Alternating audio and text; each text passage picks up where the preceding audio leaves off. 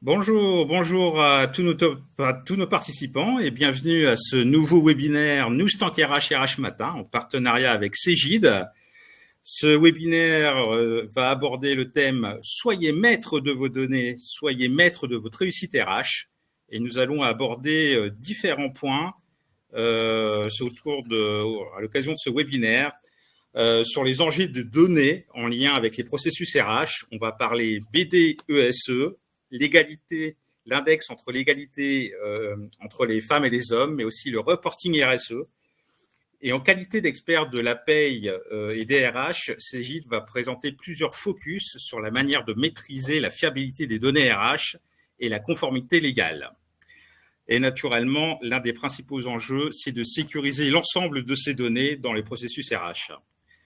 Je vous propose d'avancer sur la présentation de ce webinaire qui va durer 1 heure. Deux experts de Cegid vont nous présenter les points essentiels à retenir pour éclairer les décisions RH avec les indicateurs conformes aux normes. Ce sera du côté de Cegid Myriam Etier et Jérôme Ricard qui sont tous les deux à des postes de Product Marketing Manager chez Cegid. Bonjour Myriam, bonjour Jérôme. Bonjour Philippe. Bonjour. Alors, on a beaucoup de thèmes à aborder à l'occasion de ce webinaire, notamment sur des différentes séquences qui seront abordées. La partie numéro 1 va aborder la nécessité de collecter les données RH pour la conformité légale. Nous aurons en deuxième séquence la récolte des données RH fiables et sécurisées. Et en troisième partie, une manière de répondre très techniquement et de manière très pragmatique à toutes ces problématiques avec la présentation d'une solution Cegid. Nous finirons cette séquence avec une session de questions-réponses avec nos participants. Et les intervenants pourront naturellement répondre à l'ensemble des questions qui pourraient survenir à l'occasion de cette session. Et je vous apporte quelques précisions sur l'organisation de ce webinaire. Naturellement, les participants peuvent poser des questions sur leur module de chat afin de pouvoir interagir avec les intervenants. Et il sera également possible de consulter ultérieurement le replay de ce webinaire RH Matin Cegid sur la chaîne YouTube de RH Matin.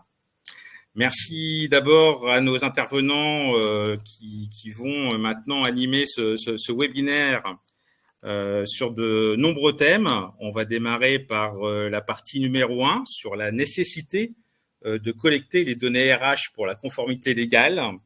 Alors, nous avons différents focus que nous allons pouvoir représenter, notamment la première partie, et je crois que c'est Jérôme qui prend la main sur ce point, sur la collecte des données RH, un volet essentiel pour être en conformité avec la loi. Jérôme, bonjour.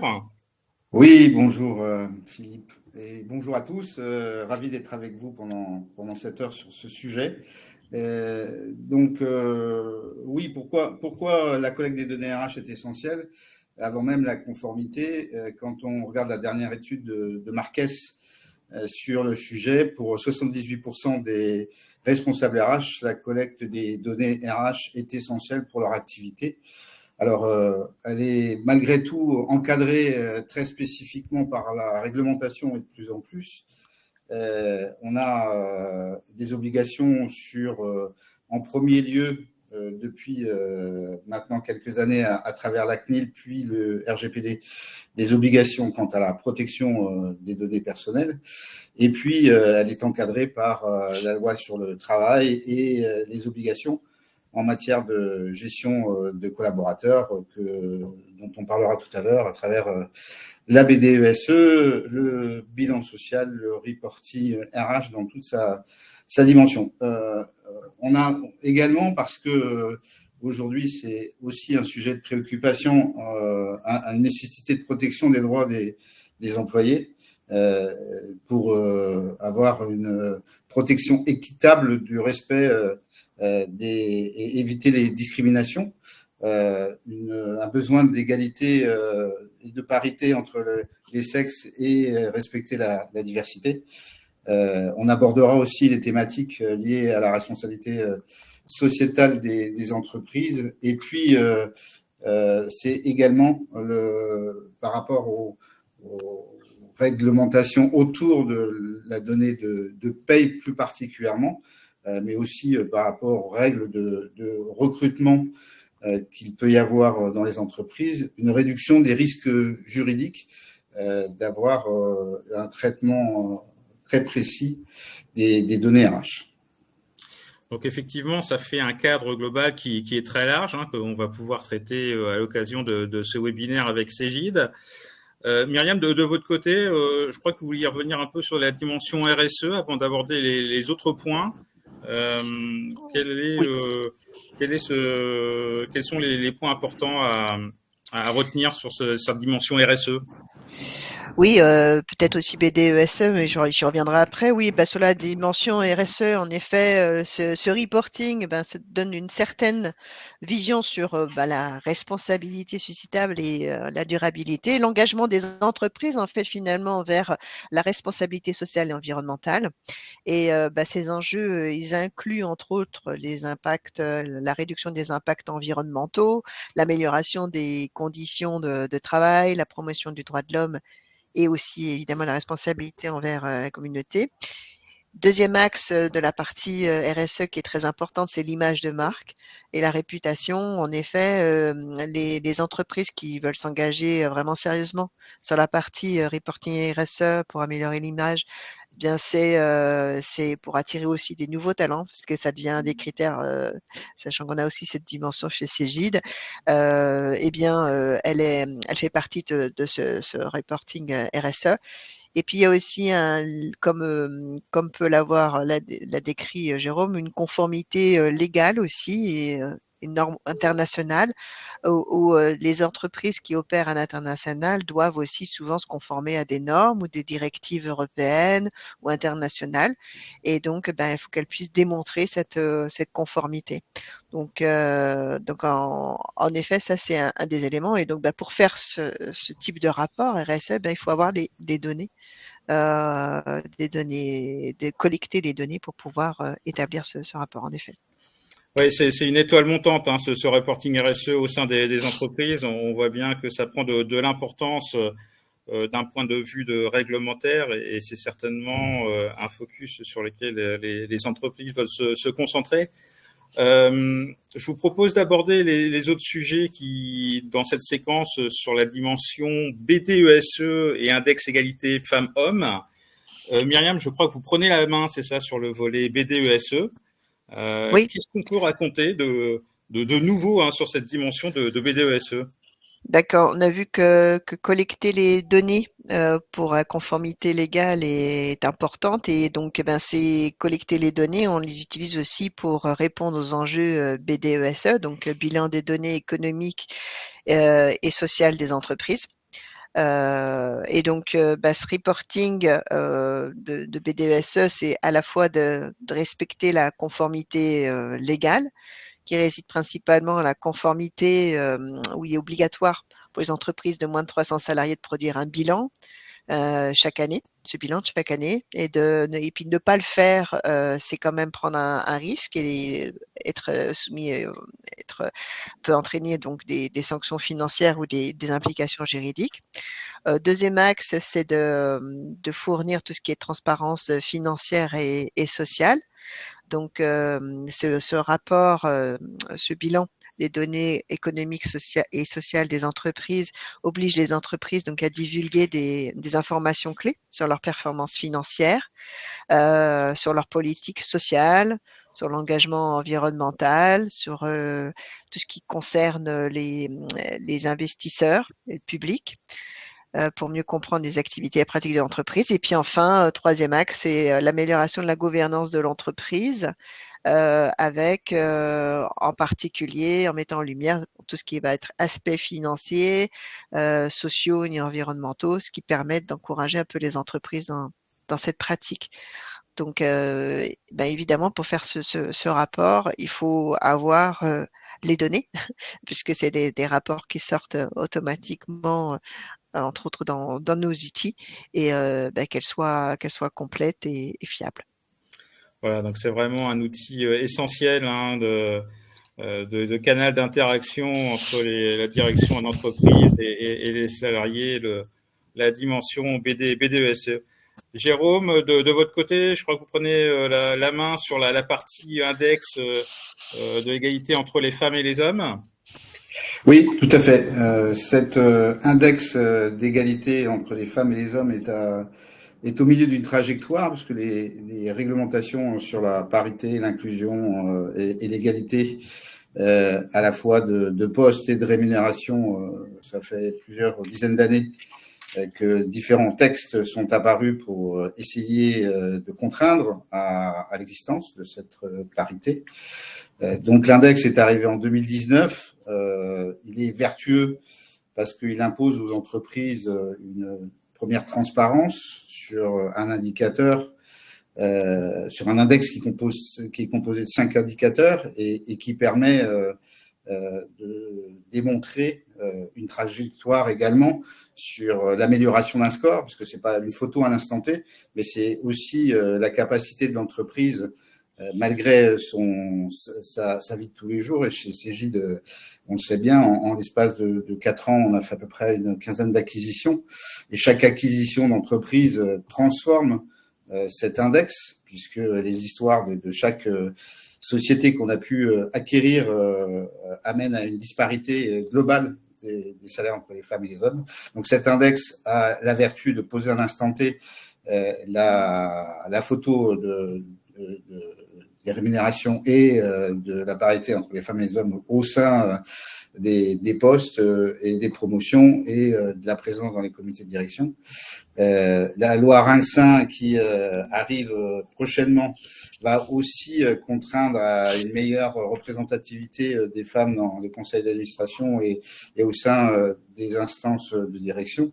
Et puis, je ne sais pas si vous en avez entendu parler, mais en mai, il a été voté au Parlement européen une directive pour une transparence beaucoup plus forte sur les salaires, parce qu'on sait qu'aujourd'hui, il n'y a que la transparence de ces salaires qui amène à cette égalité.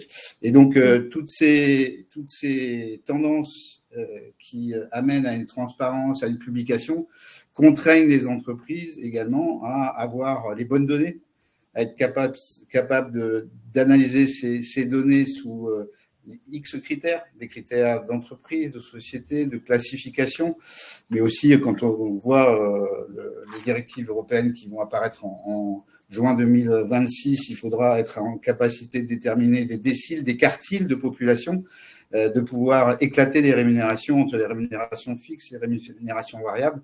Donc, si les entreprises n'ont pas les outils adéquats pour faire ce travail-là, eh bien, ça devient très, très vite laborieux et chronophage. Oui, donc on voit bien l'importance et la montée en puissance de ces données pour évaluer, pour bien mesurer le traitement et l'égalité entre les femmes et les hommes au sein des entreprises. Et Jérôme, effectivement, vous le rappeliez, c'est important que d'un point de vue juridique, ça bouge au niveau de la législation française, mais il y a également beaucoup de mouvements européens. Il va falloir coordonner à un moment donné, ne serait-ce qu'en termes de transposition, mais en tout cas, c'est des sujets à prendre en compte dans les nouvelles configurations d'entreprise et naturellement sur le reporting réglementaire. Merci Jérôme. Je vous propose d'avancer sur la présentation de cette séquence, notamment avec des cas concrets et des exemples pour illustrer l'importance de ces données. Je crois, Jérôme, que vous reprenez la main du coup sur ce sujet, sur la manière d'exploiter de manière concrète ces données. Oui, mais avant de prendre la parole, je laisserai la parole à Myriam qui doit aborder aussi l'aspect RSE de ces dispositions autour de la donnée entre la BDSE, l'index égalité femmes-hommes et la RSE. Alors on y va, Myriam. Oui, en effet, sur la partie RSE, on l'a un petit peu abordé tout à l'heure, mais c'est tout ce qui va être en effet mis à disposition de ces données pour montrer la responsabilité et l'engagement des entreprises envers la responsabilité sociale et environnementale, comme je l'ai dit, tout ce qui va être développement de son image et sa réputation alors pour développer aussi un avantage concurrentiel pour attirer des nouveaux talents et démontrer aux investisseurs que on investit dans la partie responsabilité sociale et puis aussi conformité aux normes internationales. Mais c'est vrai que l'ensemble de ces données, on voit, peuvent alimenter, enfin, doivent être collectées et peuvent alimenter un certain nombre de rapports et que peut-être que la difficulté, Jérôme, si on peut aborder ce sujet-là, c'est finalement la difficulté, c'est d'obtenir les données et en particulier les vérifier. Pour donner par exemple peut-être les exemples des femmes revenues de congé maternité, où là, clairement, c'est un exemple absolument concret et c'est une femme qui te pose cette question en plus. Oui, on revient un peu à l'index égalité femmes-hommes, mais c'est aussi une question de fond pour tous les responsables RH. C'est que pour certains indicateurs, qu'ils soient pour la B2SE, pour le bilan social ou pour l'index égalité femmes-hommes, l'information qui permet de produire l'indicateur n'est pas forcément dans un même système d'information. Si on prend le cas des femmes qui reviennent de congé maternité et sont en capacité d'analyser les augmentations qui ont été distribuées et est-ce qu'elles sont en conformité avec l'ensemble des augmentations même poste, c'est parfois très compliqué puisque les données de salaire sont souvent dans la paye. Les données qui sont les éléments du congé maternité, de la date de retour de congé maternité, la paye constate peut-être une absence, mais n'a pas forcément les dates. Ces informations peuvent être dans une gestion des temps. Et puis, les effets de promotion ou d'augmentation ne sont pas forcément dans la paye, puisque la paye a simplement eu à un instant T le fait que la personne était augmentée, mais la nature de l'augmentation, la qualité de l'augmentation et la raison de l'augmentation sont le plus souvent dans les systèmes de gestion des talents qui actent dans le temps l'évolution des collaborateurs.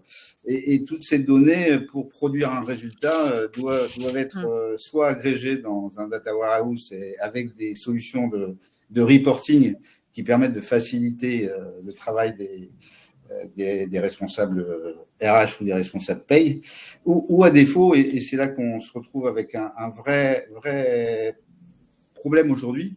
Je dis problème parce que depuis le RGPD, on a expliqué maintes fois que les données doivent être centralisées et surtout n'être conservées que par rapport à la finalité d'usage.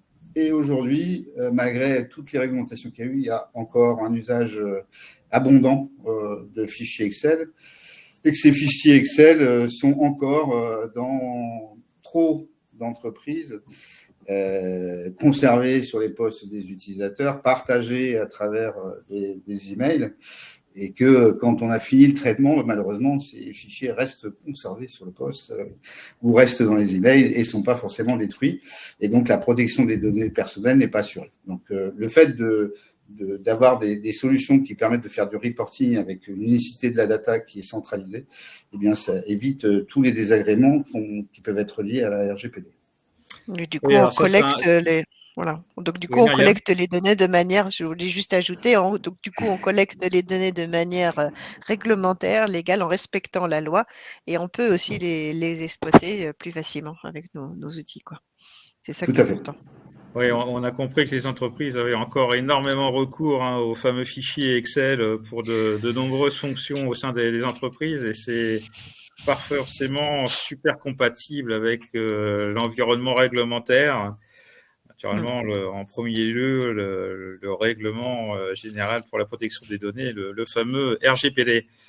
Merci beaucoup Myriam et Jérôme pour ces éléments. Je vous propose d'aborder la deuxième partie de ce webinaire autour de cette séquence. Soyez maître de vos données, collectez des données fiables et sécurisées. Alors là aussi, on a beaucoup de choses qu'on va pouvoir vous présenter. Jérôme, je crois que c'est vous qui reprenez la main sur cette partie-là, sur la manière de discuter pour discuter de l'importance et la fiabilité des données RH et leur pertinence pour leurs besoins RH. Oui, alors je dirais qu'il y a 3 piliers pour assurer la fiabilité et la sécurité des données RH. J'appellerais le premier pilier la précision. Et derrière précision, il y a plusieurs éléments. La première, c'est effectivement de s'assurer que les données sont fiables, et plus on tend sur l'ensemble des systèmes d'information RH à une unicité de création, et après une redondance par réplication, plus on a l'assurance que les données sont fiables, le tout de s'assurer de la fréquence de la redondance et de la réplication. La deuxième information importante qu'il faut avoir autour de la précision, c'est pas le tout d'avoir une donnée, mais des données produisent des indicateurs. Et je prends comme exemple une date d'entrée, une date de sortie, vont rentrer dans des indicateurs d'entrée-sortie, d'effectifs temps plein, d'effectifs temps partiel, vont contribuer à ces indicateurs. Et par contre, ce qu'il y a souvent de difficile dans la communication entre les différents interlocuteurs qui utilisent cette donnée, que ce soit en interne ou en externe avec des prestataires, en dehors des normes qui peuvent être imposées par l'administration, par exemple dans le cadre de la déclaration sociale nominative, eh bien c'est la lecture de l'information.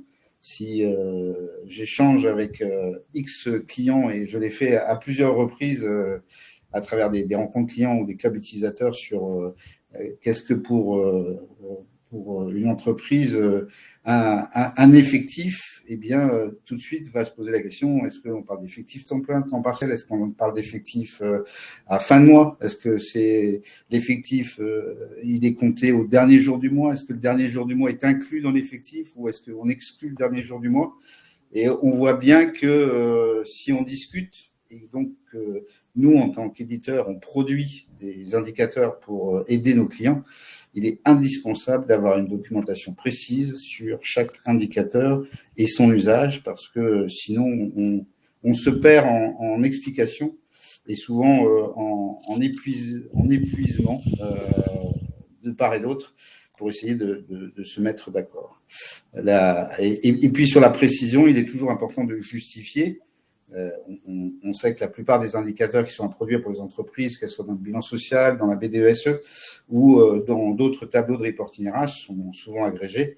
Eh bien, quand on présente un résultat agrégé, il est indispensable de pouvoir également expliciter le détail, et le détail nominativement, simplement déjà pour se cadrer au départ entre le premier essai et avoir la certitude que les résultats qui sont produits sont corrects. Le deuxième pilier, c'est l'intégrité de l'information. Elles ne doivent pas contenir de lacunes, de manques. On doit avoir la même information pour l'ensemble des collaborateurs. Rien de pire que faire des statistiques avec des collaborateurs qui ont des données manquantes et du coup d'avoir en tête qu'on a tant de personnes, tant de masse salariale et qu'une information a été mal rentrée ou sous un mauvais format, et on se retrouve pareil à devoir faire des recherches sur l'information. Et c'est d'autant plus difficile dès lors qu'on commence à avoir des structures qui sont éparpillées géographiquement en France et à l'international, et on doit agréger des informations de type rémunération qui ne sont pas dans les mêmes devises ou des informations de package salarial qui n'ont pas les mêmes composantes. Ça devient très, très compliqué. Donc, intégrité et complétude de ces informations et organisation de ces informations pour être en capacité de les aligner au mieux. Et puis c'est également la conformité, la sécurité, la capacité également à détruire ou anonymiser. L'usage de la data, elle a une durée. Il ne sert à rien de conserver des données pendant 20 ans, et parce qu'on est bien au-delà des critères légaux de rétention. Et pendant toute la durée où on doit conserver ces données de manière nominative, il est important d'en assurer la confidentialité, la sécurité, et de pouvoir, de la même manière que j'évoquais tout à l'heure les fichiers Excel, s'assurer que les documents sont conservés à un endroit unique, sécurisé, partagé dans des systèmes d'information et des applications, pas à travers du mail, pas à travers du Teams, pas à travers des systèmes qui sont ouverts et qui n'assurent pas, parce que ce n'est pas leur vocation, la sécurité des échanges en tant que tels sur des données nominatives. Voilà, c'était à mon sens et dans toute la réflexion qu'on a autour de nos applications, les 3 piliers essentiels de la fiabilité, de la sécurité des données. Oui, effectivement, ça fait beaucoup d'éléments que vous nous donnez, Jérôme, de votre côté, hein, sur l'importance des données fiables, sur le partage des données, que l'on soit d'accord sur un socle commun de critères et de données, et que l'ensemble des filiales, des branches et des divisions d'entreprise disposent du même socle de répartition des données. C'est naturellement important pour, au bout du compte, aboutir à l'évaluation des données correctes de manière fiable et pertinente. Myriam, de votre côté, je crois que vous souhaitiez avancer sur cette dimension d'analyse, hein, et L'analyse, sur oui, la tout à fait. fiabilité des Ouais. données. Comment Oui, on peut tout à fait. s'assurer de cette fiabilité des données? Comme l'a dit Jérôme, précision, intégrité et confidentialité, ça c'est les 3 piliers on va dire, de la fiabilité. Après, l'autre dimension qui est super importante, c'est de pouvoir justifier les calculs, descendre dans les calculs, montrer l'origine des données, montrer leur fiabilité. Parce que quand on montre la fiabilité, ben, quelque part, c'est un peu la justification qu'on donne au KPI qu'on va calculer. Et puis, pour qu'il n'y ait aucune interprétation possible. En fait, ce que je veux dire par là, c'est que les données, elles doivent pas laisser place à de l'interprétation erronée. Parce qu'elles sont fruits de procédures, fruits de calculs, fruits, vous avez vu, de collecte qui peuvent être un peu complexes, qui sont encadrés hein, en tant que possible par la loi, mais ça, c'est super important.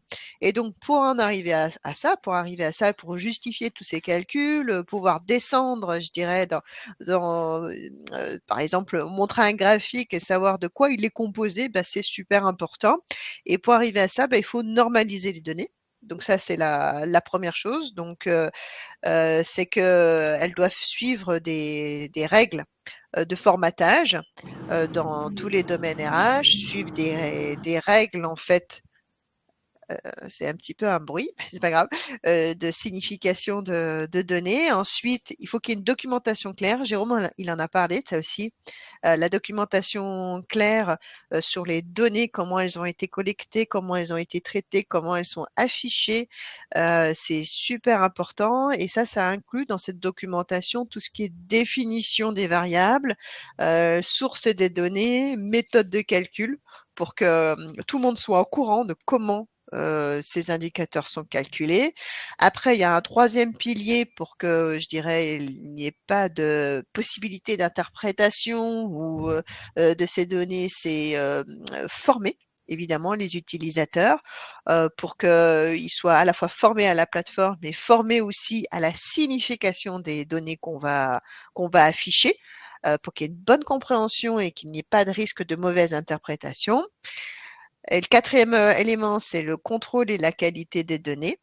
C'est-à-dire que toutes les formules de calcul ont fait l'objet de contrôle qualité, un peu comme un produit qui sort d'une chaîne de production. Eh bien, il y a un contrôle à chacune des étapes pour voir si les calculs sont bien faits, de détecter ou de corriger éventuellement les erreurs qui auraient pu s'afficher. Et évidemment, tout ça est largement automatisé hein, pour justement avancer vite et justifier l'ensemble des calculs. Et puis ensuite, bien, on a la cinquième étape qui est la vérification par de multiples tiers. Donc, sont croisés par des cas de figure de CJ, des cas pratiques, des mises au point réalisées avec des experts externes qui peuvent utiliser ces données, des auditeurs indépendants qui peuvent aussi donner leur avis. Donc, on voyait que c'est pas, enfin, je veux dire, faire un rapport de ce type-là qu'on va vous présenter dans la troisième partie en termes de solutions. Vous voyez que ça a passé plein d'étapes, en effet, sur la collecte, sur la fiabilité, mais au-delà de ça, c'est une chaîne de production qui mérite contrôle, vérification, assurance, documentation, formation, voilà. Parce que on va traiter des données humaines quand même, hein, dans tout ça. Il y a des hommes derrière tous ces rapports et il faut pas dire n'importe quoi. Oui, effectivement. Hein. Merci Myriam pour l'ensemble de ces recommandations. Ce que je retiens quand même globalement de l'ensemble de ces processus, c'est que tout cela demande beaucoup de rigueur hein, dans le traitement de l'information et des données du côté des RH et naturellement, Cégide est là pour vous aider, responsable RH, un peu à gérer l'ensemble de ces dimensions. Myriam et Jérôme, je vous propose d'aborder la partie numéro 3 qui est prévue à l'occasion de ce webinaire sur la fameuse présentation de la solution Cégide qui va aider les entreprises à gérer l'ensemble de ces paramètres et de ces problématiques. Donc, on va faire un focus sur la solution Reporting RH. Je Vous pouvez crois, montrer, Myriam, que voilà, un c'est bel vous qui écran. prenez la main là-dessus. Ouais, tout à fait, oui. On vous a mis justement un écran de ce nouveau produit, un nouveau produit qui sortira en janvier 2024, donc en avance de face, on vous le présente.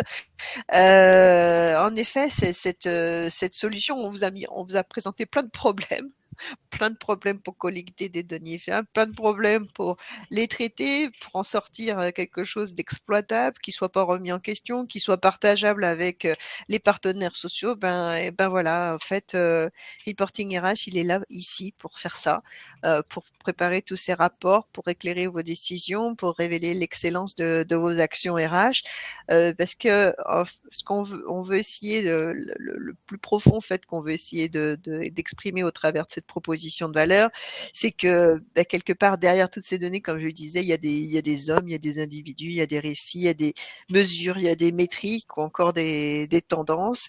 Et en fait, l'analyse de ces données RH, elle doit vraiment révéler des événements marquants d'une vie, un peu comme dans l'entreprise, c'est comme un peu comme un humain. Hein. On va vivre un peu ces éléments marquants et on va essayer, en tout cas, de donner des éclairages sous forme de graphiques de ce type-là pour expliquer de manière factuelle qu'est-ce qui s'est passé, essayer de comprendre pourquoi il y a de la rotation dans une entreprise, si on respecte bien ce qu'on vient de dire avec Jérôme, la diversité, si on respecte bien notre engagement RSE, si encore tout ce qu'on fait en termes de formation et vis-à-vis de nos collaborateurs pour à la fois parfois les garder, mais pour aussi les faire évoluer pour répondre à leurs attentes de manière aussi légale, hein, puisqu'on a quand même une obligation que ce soit bien retraduit dans ces rapports. Et donc, ce qui veut dire que Reporting RH va manipuler des chiffres, des informations stratégiques, des restitutions, et va vraiment vulgariser finalement la politique RH et va entre autres répondre aux attentes des DRH. Et c'est là où je voudrais exprimer notre différence par rapport à cette offre, c'est qu'elle a une approche accessible, automatisée et intégrée, puisqu'en fait, en un clin d'œil, de manière assez standard, vous avez absolument tout qui s'affiche avec très peu de paramétrage finalement, très peu de services, comme on le dit dans notre métier. Et comme cet outil est assez facile du coup de compréhension, il peut être partagé évidemment avec tous les droits qui vont bien hein, à vos partenaires sociaux sur certaines parties des rapports que vous souhaitez leur partager, entre autres sur la dimension RSE. Ça, c'est le premier élément. Avec Reporting RH, vous avez donc du coup des processus décisionnels qui sont facilités. Vous avez aussi la possibilité de confectionner clairement vos rapports comme vous l'entendez et vous pouvez donc partager. Donc si on avait 3 piliers majeurs à souvenir sur cette offre, c'est que elle a été basée principalement sur vraiment une utilisation ultra simplifiée avec des indicateurs standards, entre autres 580 indicateurs standards, voilà. BDSE avec des opérations facilitées, une automatisation des tâches, entre autres avec un peu d'utilisation d'IA pour faciliter tout ce qui est extraction des données et puis exploitation de la donnée dans sa profondeur. Et puis, troisième axe, c'est qu'il est ouvert en plus. Ça, c'est un peu la cerise sur le gâteau. Ça permet d'importer des données Excel, mais aussi d'importer des données PDF et s'ouvre aussi à l'écosystème de l'entreprise. Donc, avec ces trois avantages, Reporting RH, quelque part, vous solutionne pas mal de vos problèmes qu'on a pu émettre dans les deux parties précédentes et vous permet d'avoir tous vos indicateurs quelque part en un clin d'œil. Voilà. Donc après, là, ce qu'on voit sur cette page, là, c'est une page d'accueil. Donc une page d'accueil avec ce qu'on appelle des widgets, hein, c'est des petites images qu'on assemble comme ça, qui nous permet donc de faire son tableau de bord comme on l'entend. C'est du glisser-déposer, c'est super simple. On a des KPI standards, structurés selon la même approche. On a des indicateurs chiffrés, indisposables tous les jours. On a nos petits indicateurs, on a des indicateurs graphiques multidimensions où on peut faire varier, par exemple, l'ancienneté, le sexe, l'emploi, tout ce qui est temporel, année, mois, jour, période. Il y a aussi des filtres qui permettent de zoomer dans la société, dans une organisation, à différents niveaux, par catégorie, par convention collective, ou encore d'éditer, de faire ce qu'on appelle des éditions personnalisées, avec des KPI qui sont bien spécifiques. Alors, retenez bien ce nom, hein, Reporting RH, du coup, c'est la nouvelle solution de Cegid qui va apparaître sur le marché. À quelle échéance, du coup, à peu près pour Janvier 2024 sur le marché et d'ores et déjà, s'il y a des pilotes qui sont équipés de nos solutions de paye, donc HR Ultimate et PeopleNet, qui voudraient être pilotes, eh bien écoutez, n'hésitez pas à nous contacter dès maintenant. Voilà, vous pouvez interagir sur la partie chat pour éventuellement les participants qui seraient intéressés à participer à ce pilote. En tout cas, c'est une grosse annonce produit hein, du côté de Cegid, réalisée à l'occasion de ce webinaire. Ça va être la nouvelle solution phare de la gamme RH de Cegid. Comment on peut la présenter, cette nouvelle solution ? Ça va être on va dire un des piliers de ce qu'on appelle au niveau de la paye, hein. Ça sera vendu en complément de la paye. C'est même systématique, hein, maintenant. Jérôme, tu pourrais plus en parler que moi là-dessus, mais et donc c'était un besoin de nos clients. On les a écoutés et on a bâti cette nouvelle solution puisque chez Cegid, on crée des produits avec nos clients et on les écoute, voilà, et on essaie d'apporter un peu d'innovation. Je vais rebondir sur ce que tu disais, Myriam, quand à l'écoute de nos clients, parce que effectivement cette solution prend en compte, je dirais, l'histoire de la data au sein des entreprises et des systèmes d'information RH et des difficultés qui ont pu exister de décennie en décennie. Je ne vais pas refaire l'histoire, hein, parce que c'est pas l'objectif, mais il y avait quand même des vrais blocages dans la dimension actuelle qui ne permettaient pas à beaucoup de solutions de reporting de faciliter la vie des utilisateurs. Le premier blocage, si des responsables SIRH sont dans l'auditoire et qu'ils ont participé à un projet de data RH, c'est la difficulté d'avoir une agrégation des données simples et d'avoir un projet qui ne prend pas des semaines, voire des mois, de consolidation de ces données dans un data warehouse et de pouvoir documenter ces données pour qu'elles puissent avoir un usage pour les utilisateurs. Donc, on a balayé ce premier irritant à travers une solution qui est plug and play et donc qui s'adapte nativement à toutes les solutions de paye que nous avons évoquées tout à l'heure, oui, et qui ne nécessite pas un projet d'implémentation d'un data warehouse. Et donc, avant d'aborder la suite des séquences, notamment sur la dimension ouverture technologique et écosystème technologique et SIRH, j'ai des questions là qui sont passer sur le fil de chat avec nos participants. Est-ce que vous pouvez nous fournir des exemples de KPI qui seront intégrés dans reporting RH? Il va y avoir les 10 principaux indicateurs de la BDESE à J-1. On aura 580. Alors, je ne peux pas tous vous les dire, mais Oui. 580 indicateurs qui seront livrés, en gros. D'accord. Voilà, donc il y en a un paquet. Il y a une véritable granularité du coup des indicateurs. Voilà, et on a des restitutions standards et on a des restitutions plus détaillées. Bon, on aura par exemple tout ce qui sera masse salariale ou absentéisme. Typiquement, ça c'est le genre de rapport qui est totalement attendu. On va avoir la répartition homme-femme, tout ce qui est analyse de l'handicap. On va avoir l'index évidemment, et puis tout ce qui concernera le bilan social de manière générale. Voilà. Donc ça c'est des exemples qui sont livrés en standard dans le produit. Et puis je vais en parler après un peu plus dans le détail, mais il y a des rapports aussi qui nous permettent de naviguer de manière géographique. C'est-à-dire qu'on a les données, par exemple, hommes-femmes, et on voudrait savoir quelle est l'agence dans notre entreprise qui a la meilleure répartition, par exemple. Et ben, avec une carte géographique, on pourra zoomer sur la région où qui est la plus exemplaire, par exemple. Donc on reviendra effectivement sur ces volets-là. Jérôme, une question sur la dimension d'entrepôt de données RH. Reporting RH est-il adossé à un entrepôt de données RH? Oui, en fait, notre solution se réplique en permanence sur un entrepôt.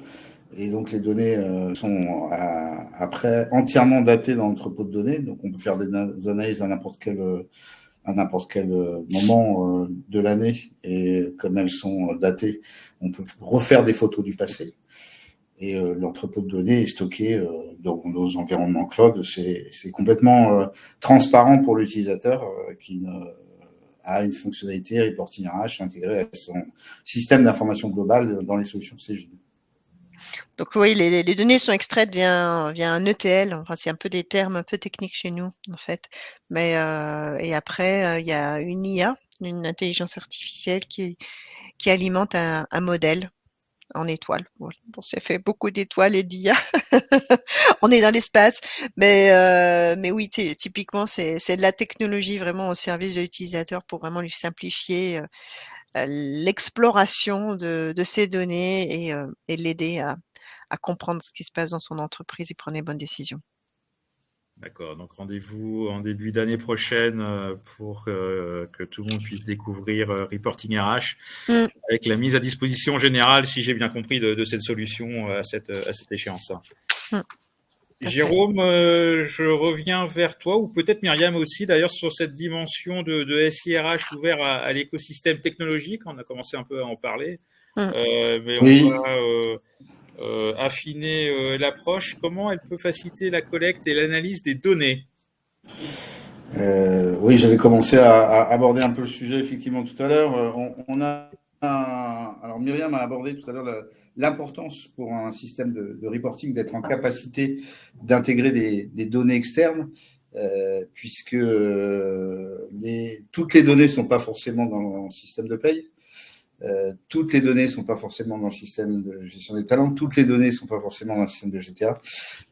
En général, une solution se greffe chez nous, elle se greffe sur le système de paye, puisque le système de paye a, à travers la déclaration sociale nominative, un modèle de données qui est d'ultra grande qualité.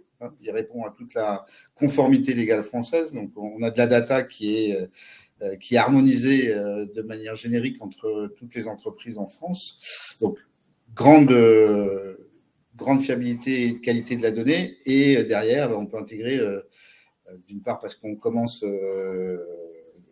l'usage de la solution à l'instant T, on peut intégrer des mappings d'années précédentes pour pouvoir faire des exercices bilan social sur 3 ans en termes de publication et de restitution.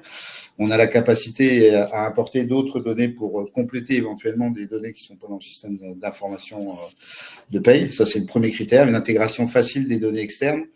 Le deuxième critère important pour répondre à l'analyse et aux usages aujourd'hui, c'est de répondre justement à ces usages. On voit que dans toutes les applications qu'on utilise sur un smartphone, quand on va sur des applications bancaires, quand on a la restitution de ces fonds et de l'usage qu'on fait des fonds, il y a très très très peu de texte.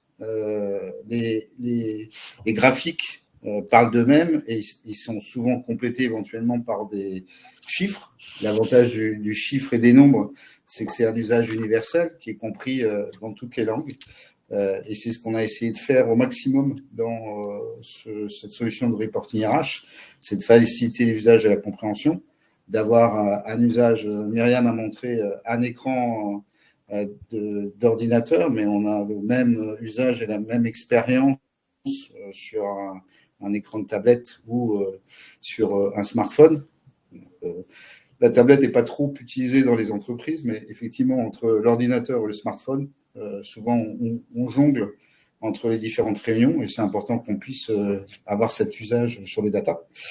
C'est également avoir une compréhension, je parlais d'usage, mais quand on parle par exemple d'arrêt de travail, d'accident de travail, le fait de voir quand il y a des chiffres clés type 0, accident de travail ou 0, arrêt de travail, bah, c'est important de voir ce 0 parce que c'est une photo qui apporte un engagement, une satisfaction, une démonstration de la qualité au travail. Et on tend à faire ces solutions-là, à faire ça. Et cette solution, en plus, embarque une notion de géographie qui permet d'analyser facilement les données d'un établissement qui est dans l'Est, d'un établissement qui est dans Lyon, d'un établissement qui est dans l'Ouest, et de voir le taux de turnover par rapport aux différentes régions, aux bassins d'emploi, aux difficultés d'emploi, le taux de turnover, le taux d'absentéisme. Et on parle beaucoup, là, depuis quelques semaines, des arrêts de travail et de la réintégration des congés payés, enfin des arrêts maladie dans les congés payés. Et toutes ces informations-là, les indicateurs qu'on produit aident à mieux comprendre et peut-être mieux piloter le management pour aider à un meilleur engagement sur chaque site. Et ça, c'est important dans l'usage et l'analyse qu'on peut faire des données. Et puis, c'est une solution qui est Myriam en reparlera tout à l'heure, qui est en usage accessible à n'importe quel collaborateur de l'entreprise, parce que différence des BI il y a une dizaine d'années, il n'y a pas de code, il n'y a pas de formule, il n'y a rien du tout. C'est du drag and drop et du clic, pas du click and collect, mais du clic tout court pour avoir la restitution de ces indicateurs. Oui, donc ça fait beaucoup d'éléments intégrés dans Reporting RH.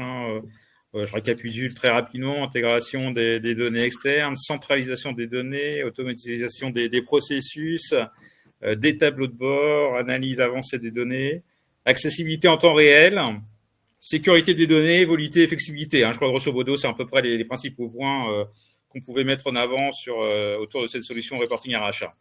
Tout à fait. J'ai une question complémentaire, Jérôme. Il faut prévoir combien de temps pour déployer Reporting RH dans son entreprise?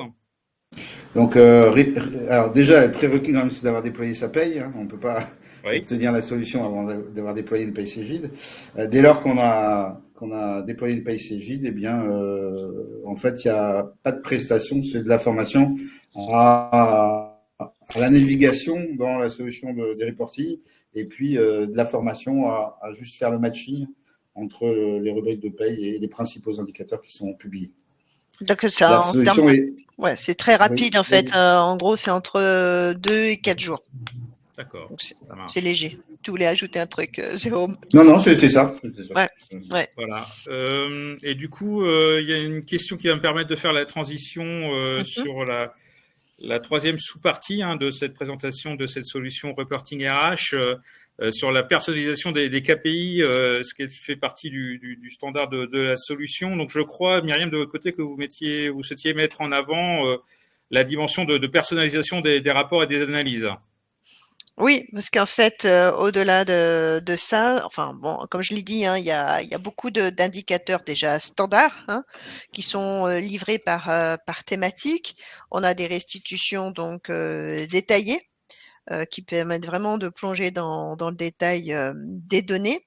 Et puis on a des contenus additionnels qui permettent par exemple de faire de la comparaison de population sur des axes d'analyse.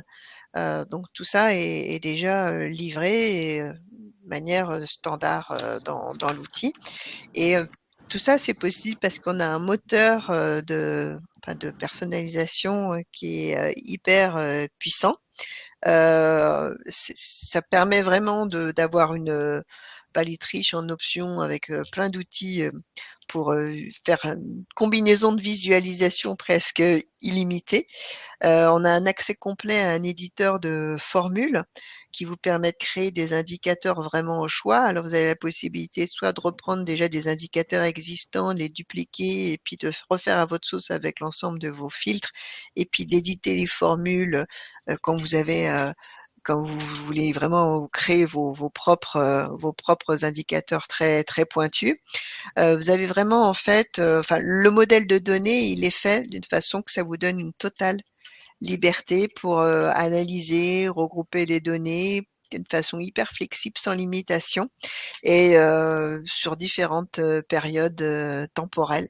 Donc c'est vraiment toutes les dimensions qui peuvent être bougées dans tous les sens, associées et qui vraiment permettent d'explorer les données, les combinaisons comme vous l'entendez, sans aucune limitation. Et dans le choix des graphiques, hein, on a vu un choix, enfin, il y avait un choix là, graphique qui a été présenté parce qu'on voulait pas faire beaucoup de slides, mais vous avez clairement des choix graphiques qui sont géographiques, par exemple. Évidemment, on a tous les types possibles, imaginables de statistiques, de représentations statistiques et graphiques. Et puis, vous avez, quand vous voulez zoomer dans des données, eh ben, vous avez tout le détail des données en ligne et vous pouvez encore chaque fois, en cliquant et en cliquant et en cliquant, aller jusqu'à la source et à la justification du calcul, comme je l'ai dit au début.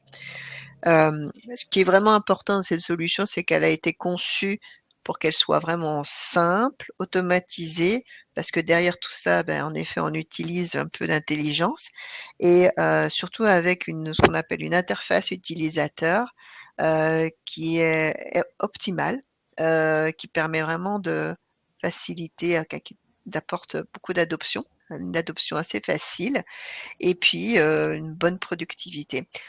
Chez nous, en fait, on utilise ce qu'on appelle le CJ Design System, qui est un peu une normalisation de l'ergonomie de navigation pour toutes nos applications et qui est vraiment, en fait, un condensé de le savoir-faire que nous avons sur la navigation de nos outils pour qu'elle soit la plus simple possible. Donc, cette application a vraiment bénéficié de toute l'expérience de l'équipe, des experts, les product managers qui ont pu créer ce produit, mais aussi toute l'expertise de CJ dans le monde de l'édition de logiciels, en particulier chez HCM. Voilà. Et derrière tout ça, et je finirai avec ça, c'est qu'en fait, on utilise un partenaire. On a un partenariat assez pointu avec Click, qui est un éditeur justement connu, reconnu, largement leader sur ce métier-là. Et voilà, et qui est aujourd'hui la solution qui nous permet de faire cette représentation graphique. C'est un nouveau partenariat qui a été établi, c'est ça avec Click? Non, Click, c'est un partenaire qui existe déjà depuis très longtemps en termes de partenariat avec entre autres la BU HCM. Là, ce qu'on fait, c'est qu'on évolue, on évolue sur de nouvelles technologies avec eux, on les suit avec leurs innovations. Et voilà, donc par exemple, entre autres avec l'intelligence artificielle ou encore avec leurs outils de calcul, éventuellement la prédiction demain. On aimerait aller aussi avec eux sur ces domaines-là. Et là, c'est plus loin encore que le reporting, vous voyez, hein, c'est de prédire l'avenir. Mais ça sera l'objet d'une autre conférence quand on en sera là. Très bien. Et sur la partie de la personnalisation des KPI, tout à l'heure, vous aviez abordé aussi cette dimension RSE. Alors, est-ce qu'on peut combiner les données RH et RSE dans la nouvelle solution Reporting RH? Ben, ça dépend si c'est le même sujet que la collecte. Il faut avoir la donnée, quoi. Oui, Donc, voilà. ouais. Donc, si on a la donnée et que quelque part elle est dans un format Excel avec un mapping, on parle de mapping quand on intègre ces données, elle n'est pas issue par exemple de la paye ou de notre application, eh bien, ben, faut voir comment on peut l'intégrer dans notre outil pour la visualiser. D'accord. Merci beaucoup pour ces éléments. Je vous propose de boucler cette présentation de questions-réponses. On a déjà pas mal avancé sur ce sujet-là. J'avais une petite partie sur la présentation de CJ. Il nous reste 5 minutes. Très concrètement, est-ce que vous pouvez nous présenter CJ de manière synthétique? Eh bien, Cégide, pour ceux qui ne nous connaîtraient pas, nous sommes un leader des solutions de gestion dans le cloud en France et à l'international. On est historiquement une société lyonnaise, mais on a pris un virage international fort il y a maintenant 5 ans à travers les fonds d'investissement qui sont partenaires de Cégide. Si on va sur le slide suivant et si on doit retenir un chiffre d'ailleurs sur chaque slide qu'on va dérouler, aujourd'hui, Cégide, c'est 500 000 clients dans le monde. Et ce qui fait notre diversité, c'est qu'on adresse aussi bien la TPE que les très grandes entreprises. Et on est présent sur le monde de la PME, de l'ETI également, et ce sur tous les domaines d'activité qui font le métier de Cégide, que ce soit la finance, que ce soit la partie ERP ou que ce soit la partie HM avec des solutions de paye et de gestion de talent. On adresse aussi 2 métiers particuliers qui sont l'expertise comptable, qui était historiquement le métier de Cégide, mais qui n'est plus aujourd'hui le revenu principal de Cégide depuis maintenant 3 ans. C'est la partie HM qui représente la plus grosse partie du revenu du groupe, à travers justement cette présence en France, en péninsule ibérique, en Amérique du Sud, et en Amérique du Nord et à travers les pays nordiques et est de l'Europe. Et puis le retail, où nous avons également une activité pour accompagner la transformation des grandes chaînes dans les usages et dans la vente. Et puis enfin, si on fait un zoom sur la partie pure HM, sur le dernier slide, eh bien, nous avons aujourd'hui, sur les 500 000 entreprises HM, c'est 8 000 entreprises clientes. Pourquoi un tel différentiel? C'est que HM se consacre à toutes les entreprises qui font globalement plus de ce qui sont ETI et grandes entreprises. La majorité des entreprises qui sont dans les BU CPA et petites entreprises sont des TPE PME, donc la volumétrie est plus importante. Le H&M, c'est aujourd'hui 11 millions d'employés qui utilisent et qui ont un usage des solutions Cégide sur la paye et la gestion des talents. On a fait ces dernières années plusieurs croissances externes. Première croissance externe il y a maintenant 5 ans, qui était Metaquattro sur la partie péninsule ibérique et sur l'Amérique du Sud. Ensuite, nous avons fait l'acquisition de Talentsoft, qui nous a ouvert la gestion des talents sur toute l'Europe. Et puis, plus récemment, la solution Witifit, qui permet d'engager managers et collaborateurs dans la réussite de l'entreprise, et puis la solution Digital Recruiter qui aide à améliorer l'expérience de recrutement, quelle que soit l'entreprise, qu'elle soit décentralisée ou pas, avec une solution qui permet une immersion dans le recrutement. Voilà. Eh bien, j'en ai terminé cette présentation rapide de Cegid. Si vous voulez en savoir plus, n'hésitez pas à prendre contact. Oui, et puis surtout, il y a eu quelques questions sur des exemples concrets de capture d'écran, de reporting RH. Typiquement, ben voilà, c'était pour vous annoncer ça. Donc, il faut vraiment pas hésiter nous contacter pour avoir une démonstration. Si vous le souhaitez, il y aura le replay, en effet, mais voilà, contactez-nous, on aura un grand plaisir à vous partager soit des vidéos de démonstration, évidemment, soit prendre rendez-vous avec vous pour étudier vos besoins. Voilà, en tout cas, on connaît la prochaine grande actualité de Cegid pour le début 2024, le lancement de Reporting RH. Vous avez eu le droit pendant 1 heure à une présentation de l'ensemble des problématiques sur la gestion des données RH. Et Cegid, naturellement, à travers cette nouvelle solution, a vocation à accompagner les DRH pour organiser, combiner, exploiter ces données RH qui viennent de multiples sources. Merci beaucoup pour l'ensemble de ces éléments, Myriam et Jérôme.